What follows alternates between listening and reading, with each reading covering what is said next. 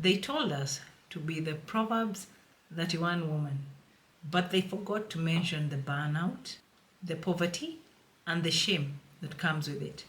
Let's get brutally honest. This passage has been misused for quite some time. It has been misinterpreted and turned into a religious productivity scam, one that crushes women emotionally, spiritually, and most of all, financially. And today, I am exposing it all. Stay tuned.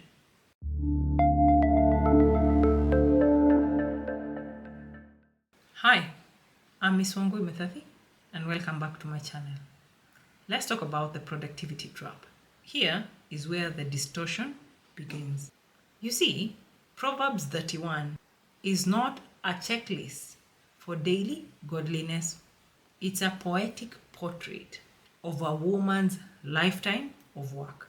In Hebrew, these verbs reflects things that she's done over decades, not in a single day. But churches nowadays and influencer culture turned it into a daily to-do list from hell. She's baking at dawn, managing a business, homeschooling, serving, investing in real estate, raising perfect kids. I'm even getting tired to list them all. And they're trying to do all this while looking amazing. Let's be realistic. Let's be honest with each other. It's not just unrealistic. This is spiritually manipulative. Here is the brutal truth. When spiritual worth is measured by output, women are spiritually praised for being exhausted, and most of all, being shamed for being a human being. And guess what?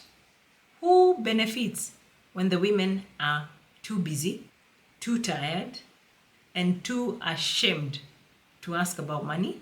This passage is often weaponized alongside Titus 2 to say, stay home, submit, and serve.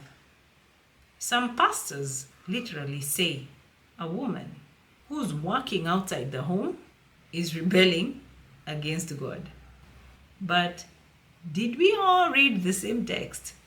The Proverbs 31 woman who buys fields, manages trade, runs a textile business. She's an entrepreneur. She's not barefoot in the kitchen. She's making money moves. But here is how it plays out today. Women all over the place are being guilt-tripped into unpaid labor at home. They're being lied to and told that earning money is worldly or selfish. The irony in that. While churches out here and communities benefit from their free services and their silence. Wake up! It's a manipulation tactic, okay? Used to frame financial dependence as spiritual value so that you as a woman don't ask questions, you don't build wealth, and most of all, don't get to walk away from abuse. Here is the financial truth. Calling poverty godly is a control tactic, whether you choose to see it or not. And it keeps women broke, stuck, and most of all, obedient. Let's talk about the woman in the text. She's not poor. She has household stuff. She has access to capital, and she's physically strong. That's not the reality for most women, especially single mothers out here, disabled women, or, for instance, those in low-income households. And yet, churches all over the place quote this passage like it's universal. What about the women who can't wake up at dawn because she works 2 jobs a night? What about that woman who's on survival mode, not investment mode? Yes, we glorify her ability to buy land, but ignore that land ownership is still inaccessible for millions of women. That text doesn't just acknowledge abuse, exploitation, or systemic poverty, but the modern interpretation demands that women perform like they live in abundance while surviving on scraps. And when women can't meet those impossible standards, guess what? They are told they are failing God. I think the point where I'm at in life, let me fail God. Like, I'm just done. It got to a point in my life I decided I'm not trying to be the Proverbs 31 woman. Take it or leave it. I'm just done. Okay. And here's the hard truth. Too many women are praised for suffering in silence. We have a way of romanticizing the struggle, saying things like, she gives up her own needs, or she never rests. I'm sorry to burst your bubble, but that's not holiness. That's a hustle trap dressed up in scripture. You see, Christian culture doesn't just glorify exhaustion, it financially exploits it. I say this because women run church ministries, care for communities, raise families. Correct me if I'm wrong. All this for free.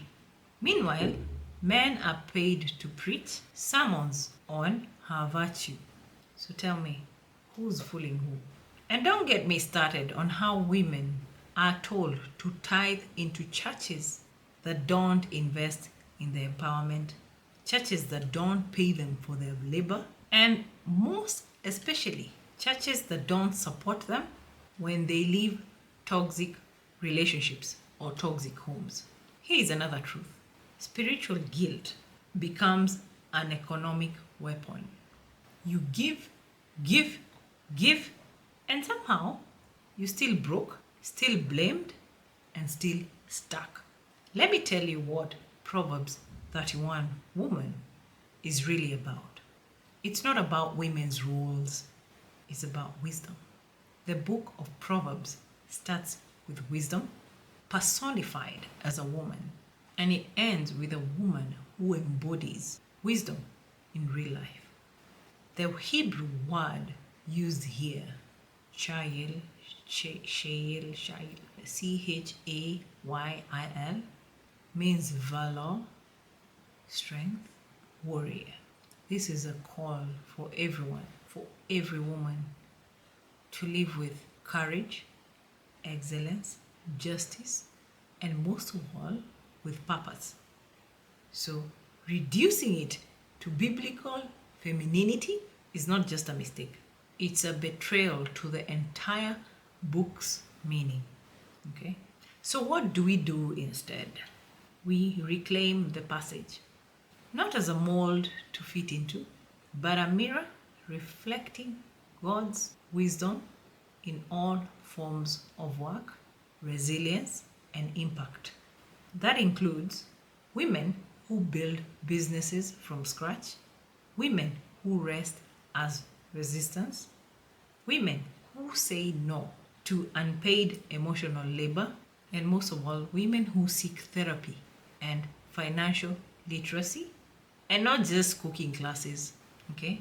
The modern woman of valor sets boundaries.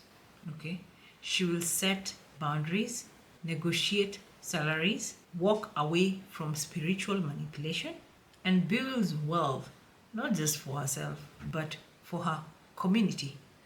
That is biblical and that is godly. So, the Proverb 31 woman was never your cage.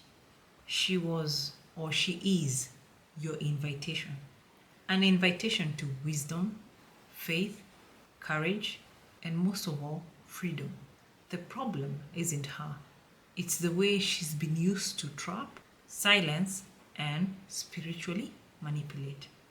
Using Proverbs 31 to confine women isn't just misguided, it is spiritual malpractice. So if you're doing that, it's a high time you stop. Okay? I am Miss Wangui Muithathi, your personal finance and investment coach, and I will see you in the next video.